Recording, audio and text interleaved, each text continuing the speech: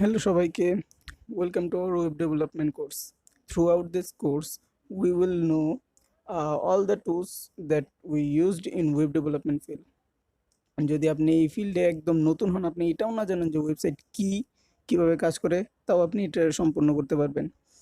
এটা আমাদের web development কোর্সের ফার্স্ট ভিডিও। তো এটাতে আমরা একদম বেসিক লেভেলে জানতে পারবো যে ওয়েবসাইট কি, কিভাবে কাজ করে এবং এতে কি কি ব্যবহার করা হয়। তো চলুন দেরি না করে ভিডিও শুরু করা যাক। আমরা কিন্তু প্রতিদিনই নিজের অজান্তেই অনেক ধরনের ওয়েবসাইট ব্যবহার করে থাকি, যেরকম গুগল, ইউটিউব, ফেসবুক এটসেট্রা। এই সকল ওয়েবসাইটের মধ্যে কিন্তু একটা মিল আছে, সবগুলো কিন্তু একই জিনিস ব্যবহার করে বানানো, যেরকম এইচটিএমএল, সিএসএস, জাভাস্ক্রিপ্ট। সবগুলো ওয়েবসাইট বানানোতে কিন্তু এই ধরনের টেকনোলজি ব্যবহার করা হয়। তাহলে আপনারা বলতে পারেন এই এইচটিএমএল, সিএসএস, জাভাস্ক্রিপ্ট এগুলো কি? এগুলো সবগুলো এক একটা ল্যাঙ্গুয়েজ। আমরা যেমন বাংলা, ইংরেজি, হিন্দি বিভিন্ন ভাষায় কথা বলি, এগুলো ওই ধরনেরই ভাষায়। কিন্তু কম্পিউটার তো আর আমাদের মতো ভাষা বোঝে না, তাই ওদের জন্য এই ধরনের ভাষা আবিষ্কার করা হয়েছে। এর মধ্যে এইচটিএমএল হলো মার্কআপ ল্যাঙ্গুয়েজ। মার্কআপ ল্যাঙ্গুয়েজ বলতে বোঝাচ্ছে যে কোনো কিছু একটা ভিত্তি, যেমন একটা গাড়ি প্রস্তুত করার আগে ওই গাড়ির মধ্যে আপনার একটা মেটালিক বডি বানানো হয়, তারপরে যে মেটালিক বডিটা বানানো হয় সেটাই আপনার এইচটিএমএল। এটা মার্কআপ ল্যাঙ্গুয়েজ, যা হলো ওই গাড়িটার ভিত্তি। এরপর সিএসএস। সিএসএস হলো গিয়ে স্টাইল শিট। এটা হলো যত ধরনের সাজসজ্জার জিনিসপত্র আছে সব সিএসএস দ্বারা করে।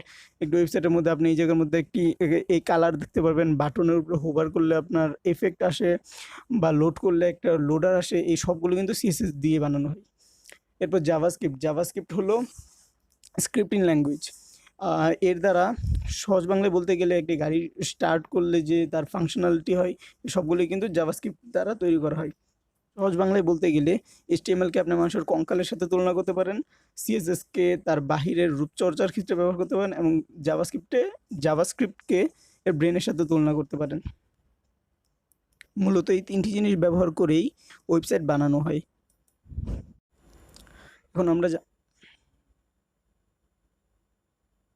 এখন আমরা জানবো যে একটা ওয়েবসাইট কীভাবে কাজ করে। প্রায় সব ওয়েবসাইটগুলোই একই নিয়মে কাজ করে। ওয়েবসাইটে যেমন আপনি আপনার কম্পিউটার থেকে একটি রিকোয়েস্ট করলেন, আপনি ব্রাউজারে গিয়ে লিখলেন www.google.com।